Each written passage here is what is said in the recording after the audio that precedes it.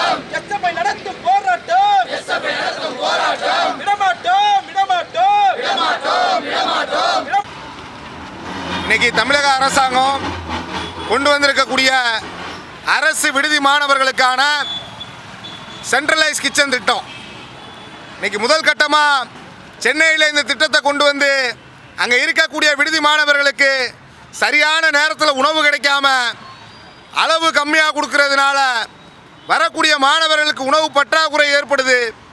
இதுபோல் சூழ்நிலையில் இன்னைக்கு திருச்சி உள்ளிட்ட மாவட்டங்களில் மீண்டும் இந்த அரசாங்கம் சென்ட்ரலைஸ் கிச்சனை கொண்டு வந்து அதன் மூலமாக மாணவர்களுக்கு உணவு கொடுக்கறது அப்படின்ற முடிவுக்கு வந்திருக்கு. இன்னைக்கு தனியார்கிட்ட கொண்டு போய் அந்த சென்ட்ரலைஸ் கிச்சனை கொடுக்கறது எப்படி காலை உணவு திட்டத்தை கொண்டு போய் தனியார்கிட்ட கொடுத்துச்சோ அதே போல் இந்த சென்ட்ரலைஸ் கிச்சனையும் தனியார்கிட்ட கொண்டு போய் கொடுக்க போகுது. இன்னைக்கு எப்படி தனியார் முதலாளி மாணவர்களுக்கு சேவை நோக்கத்தோட உணவு கொடுப்பாரு அப்படின்ற ஒரு கேள்விக்குறி இருக்குது. இன்னைக்கு அரசாங்கம் கொடுக்கக்கூடிய பொருளில் அரசாங்கம் இன்னைக்கு மிக குறைவான உணவு படியை கொடுத்துட்ருக்கு. ஒரு வேளைக்கு 15 ரூபா, ஒரு நாளைக்கு 45 ரூபா, ஒரு மாதத்துக்கு 1400 ரூபா உணவு படி. காவல்துறையில் இருக்கக்கூடிய மோப்ப நாயை பராமரிக்கிறதுக்கு அரசாங்கம் கொடுக்குற நிதியை விட சிறைச்சாலையில் குற்றம் செஞ்சுட்டு தண்டனையில் இருக்கக்கூடிய தண்டனை கைதிக்கு இந்த அரசாங்கம் கொடுக்கக்கூடிய நிதியை விட இந்த நாட்டிற்காக அடுத்த தலைமுறையாக இருக்கக்கூடிய இந்த மாணவர்களுக்கு, அதுவும் கிராமப்புறங்களில் இருந்து வந்து விடுதியில் தங்கி படிக்கக்கூடிய இந்த மாணவருக்கு இந்த அரசாங்கம் கொடுக்கக்கூடிய சொற்ப பணம் ஒரு நாளைக்கு 45 ரூபா. நாங்கள் என்ன கேட்குறோம்? இன்றைக்கி அமைச்சர் பெருமக்கள் இருக்காங்க, இன்றைக்கி எம்எல்ஏக்கள் இருக்காங்க, இன்றைக்கி மந்திரிமார்கள் இருக்காங்க. எல்லாருக்கும் ஆடம்பரமான சொகுசு காரு சொகுசு வீடு இருக்குல்ல, அதுபோல் நாங்கள் கேட்கல. இங்கே படிக்கக்கூடிய மாணவர்களுக்கு நல்ல உணவு கொடுங்க, தரமான உணவு கொடுங்க, தங்குறதுக்கு நல்ல வசதியை கொடுங்க. படிக்கக்கூடிய மாணவன் நல்ல விதமாக படித்து இந்த நாட்டுக்கு உண்டான சேவையை செய்வான். ஆனால் இன்றைக்கி அரசாங்கம் முழுக்க முழுக்க விடுதிகளை வதை முகாம்களாக நடத்திட்டு இருக்கீங்க. இன்றைக்கி மாணவர்கள் அங்கே தங்கி படிக்கக்கூடிய சூழ்நிலையிலையா விடுதிகள் இருக்குது. இன்றைக்கி விடுதிகளுக்கு கொடுக்க வேண்டிய தொகை ஃபண்டை ஒழுங்காக அரசாங்கம் கொடுக்கறது கிடையாது.